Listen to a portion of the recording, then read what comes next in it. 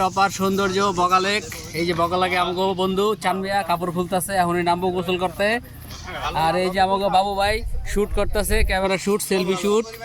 আর এই যে বগালেক, কত কষ্ট করে এই দুর্গম জায়গায় আইছে। আরে আল্লাহু আকবার। আর আমি আপনাদের লাগে আছি ক্যামেরাম্যান আরিফুর রহমান, ঠিক আছে।